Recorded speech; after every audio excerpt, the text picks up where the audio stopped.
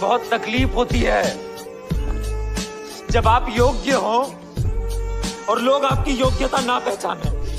तो मेरे भाई जरा एक बार सोच कर देखो, तुम्हें कहीं से एक पुराना टीवी मिलता है जिसे देखकर तुम सोचते हो कि चलो अच्छा एक बार इसे चला कर देखा जाए। एक्साइटमेंट में तुमने टीवी को ऑन कर लिया, पर जैसे ही तुम टीवी ऑन करते हो तुम क्या देखते हो कि सामने से एक बंदा तुमसे बात करने लग रहा है। वो बताता है कि वो 1989 से बात कर रहा है। अब उसके बाद जो जो चीजें होती हैं वो तो तुम्हारा सर ही घुमा देंगी और मूवी से एक सेकंड भी तुम्हारी आंखें हट नहीं पाएंगी। So hey there, I am Shivay and today we gonna talk about a movie called Mirage. तो मूवी स्टार्ट होती है ईयर 1989 में और हम देख पाते हैं आज का मौसम कुछ ठीक नहीं है और न्यूज एंकर हमें बताता है कि अभी एक तूफान आने वाला है जो पूरे 72 घंटों तक चलेगा। यहीं पर निको अपने घर में अपना गिटार लेकर बैठा हुआ है। उसे गिटार बजाना बड़ा पसंद है, तो वो हर रोज की तरह अपनी गिटार की रिकॉर्डिंग कर रहा था कि तभी उसे अपने पड़ोस से कुछ मारपीट की आवाज सुनाई देती है।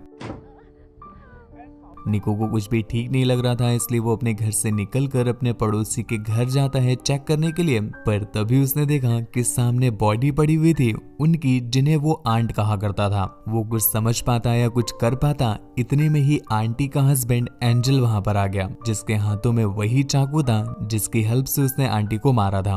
ये देखकर निको काफी घबरा जाता है और वो उनसे बचकर भागने लगा। बेचारा छोटा सा बच्चा निको, जिसने अपने सामने अभी मौत देखी हो, तुम उससे क्या ही उम्मीद करते हो। वो इतना घबराता हुआ भाग रहा था कि वो ध्यान ही नहीं देता और एक बस से टकराने की वजह से उसकी मौत हो गई। यहीं पर पास में उसका बेस्ट फ्रेंड एतर भी था और अपने बेस्ट फ्रेंड निको को मरता देखकर वो बेचारा भी बहुत दुखी होता है। पर इसके साथ ही ये सीन यहीं पर कट हो गया और हमें ले जाते हैं ईयर 2014 में। अब एतर बहुत बड़ा हो गया है और वो अपनी मॉम को बताता है कि आज भी एक भयानक तूफान आने वाला है। आज से पहले ये तूफान आज से 25 साल पहले आया था, जब बेचारा मेरा बेस्ट फ्रेंड निको मारा गया था। खैर ये बताकर वो वहां से चला जाता है और यहीं पर दूसरी तरफ निको के घर में हम एक नई फैमिली को शिफ्ट होता हुआ देख पाते हैं, जिनका नाम वेरा और डेविड था। और वो लोग जब अपना सामान शिफ्ट कर ही रहे होते हैं कि तभी उन्हें एक पुराना टीवी मिलता है। टीवी देखकर वो काफी एक्साइटेड हुए कि ये तो बड़ा पुराना टीवी है, चलो एक बार इसे चला कर देखा जाए।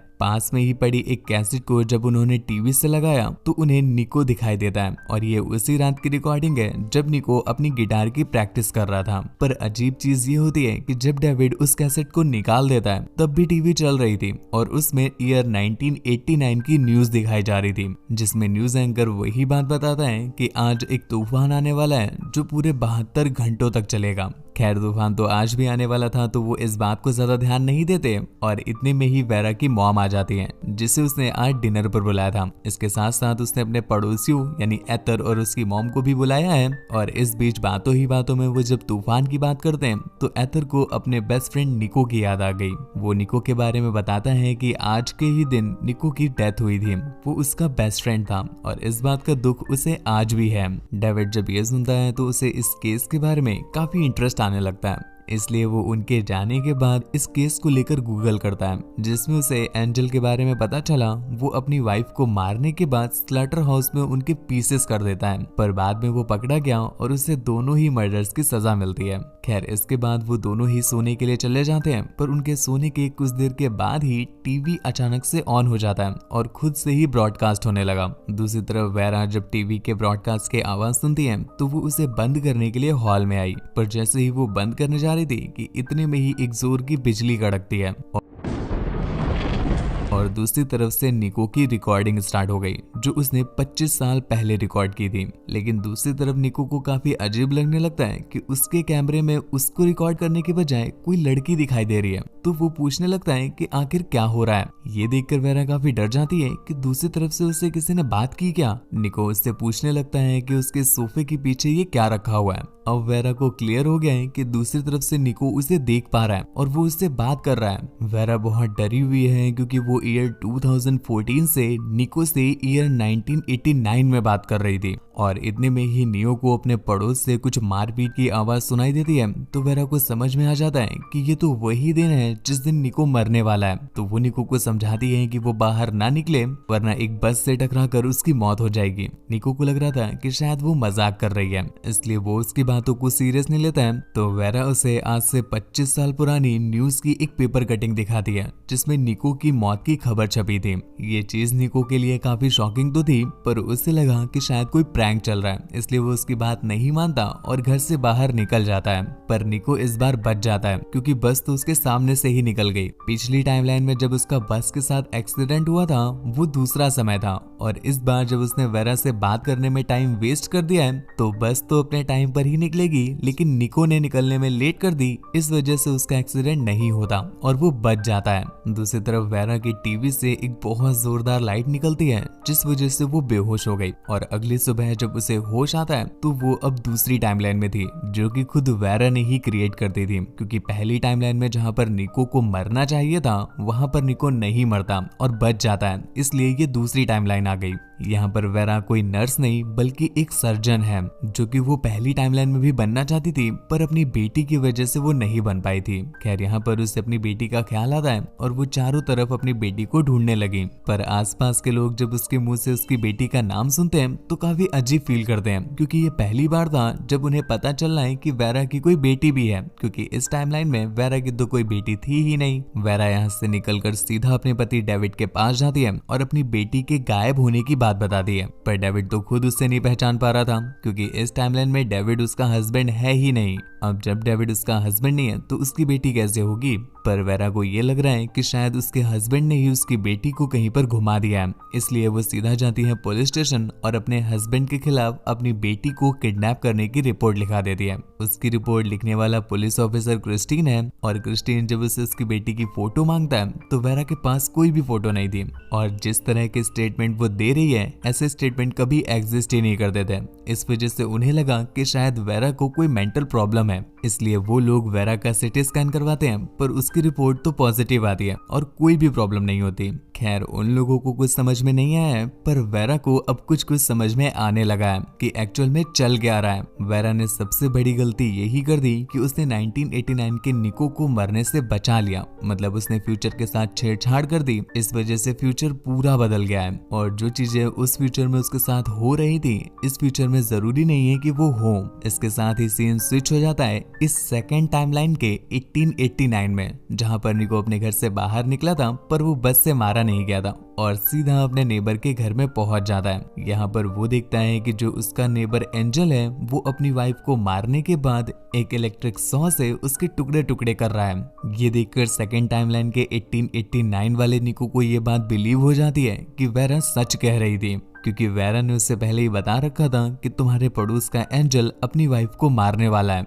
इसलिए वो घर आकर तुरंत ही टीवी को ऑन करता है, पर इस बार दूसरी तरफ उसे वेरा कहीं दिखाई नहीं देती। यहाँ पर वेरा डेविड के पास आकर उसे याद दिलाने की कोशिश करती है कि मैं तुम्हारी बीवी हूँ और हमारी एक बच्ची भी है, पर डेविड को ऐसा कुछ भी नहीं याद था। ऐसा कभी कुछ इस टाइमलाइन में हुआ ही नहीं, तो उसे कैसे याद होगा। वेरा एक बार फिर से क्रिस्टीन से मिलती है, क्योंकि वही एक बंदा था जो उसे समझने की कोशिश कर रहा था। तो क्रिस्टीन उसे एक एड्रेस लिख कर देता है और बताता है कि यहाँ पर तुम्हें तुम्हारे सारे सवालों के जवाब मिल जाएंगे। वेरा टाइम ना वेस्ट करते हुए तुरंत ही उस एड्रेस पर पहुंची और हम देखते हैं ये एड्रेस किसी और का नहीं बल्कि दूसरी टाइमलाइन के निको के घर का एड्रेस था। यहाँ पर उसकी मुलाकात निको की मॉम से होती है। आसपास लगी हुई फोटोज में वो देखती है कि क्रिस्टीन की उसके साथ शादी हो रखी है और एक्चुअल में क्रिस्टीन ही निको है जिसने अपना ऑफिशियल नाम क्रिस्टीन रख लिया। क्रिस्टीन उससे बताता है कि उस रात जब उसकी मुलाकात वेरा से हुई थी तो वो वापस पहुंच करके एक बार फिर से वेरा से बात करना चाहता था, पर वेरा तो कभी वापस आई ही नहीं। पर पिछली रात जब उसने वेरा को देखा था तो उसकी पेंटिंग बना ली थी और तुम्हारे पीछे मैंने तुम्हारी लोकेशन का नाम भी देख लिया था, तो मैं हर रोज उस लोकेशन में जाकर तुम्हारा वेट करता था। सालों बीतते गए पर तुम कभी नहीं आई। पर तुम्हारे इंतजार में मैं हर रोज जाकर वहाँ पर बैठा रहता था और इसी चलते एक दिन तुम वहाँ पर आई पर तुमने मुझे पहचाना नहीं। ये चीज मेरे लिए अच्छी थी कि तुम मुझे नहीं पहचानती थी, क्योंकि तुम्हारा इंतजार करते करते मुझे तुमसे प्यार हो गया था, इसलिए मैंने तुमसे दोस्ती की, हमारी दोस्ती बढ़ी, हम रिलेशनशिप में आए और हमने शादी कर ली। हमारा सब कुछ सही चल रहा था, पर कल रात पता नहीं तुम्हें क्या हुआ, तुम्हारी याददाश्त ही चली गई। निको जैसे ही उसका हाथ पकड़ता है तुरंत ही वेरा को सब कुछ याद आ जाता है, पर वो अभी भी अपनी बेटी को मिस कर रही थी। वो उससे रिक्वेस्ट करती है कि प्लीज वो उसे उसी टाइमलाइन में भेज दे जहाँ पर वो थी, ताकि कम से कम वो अपनी बेटी से तो मिल सके। पर क्रिस्टीन को अब उससे इतना प्यार हो चुका है कि वो वेरा से दूर नहीं रह सकता, पर वेरा अपनी बेटी से दूर नहीं रह सकती थी, इसलिए वो छत से कूद जाती है और अपनी जान दे देती है। निको ने जब ये देखा तो उसे बहुत बुरा लगता है, इसलिए वो तुरंत ही जाकर किसी तरह से उस पुरानी टीवी को ढूंढता है और एक बार फिर से पुराने निको से कांटेक्ट करने की कोशिश करता है। ये वही समय चल रहा है जब निको वापस आकर के एक बार फिर से टीवी को ऑन करता है, लेकिन इस बार उसे वेरा नहीं बल्कि क्रिस्टीन दिखाई देता है। क्रिस्टीन उसे समझाता है कि उसके पास ज्यादा समय नहीं है, बस उसे एक बात याद रखनी है कि वो कभी भी उस लेडी को ढूंढने नहीं जाएगा। ये बात वो अपने दिमाग में डाल ले कि वो कभी भी उस लेडी को देख भी ले तो भी उससे कभी नहीं मिलेगा। ये बोलते ही उसका टाइम खत्म हो जाता है और अगले सीन में हम देख पाते हैं वेरा वापस अपनी टाइमलाइन में आ गई है। यहाँ पर उसका हस्बैंड भी डेविड है और उसकी बेटी भी है।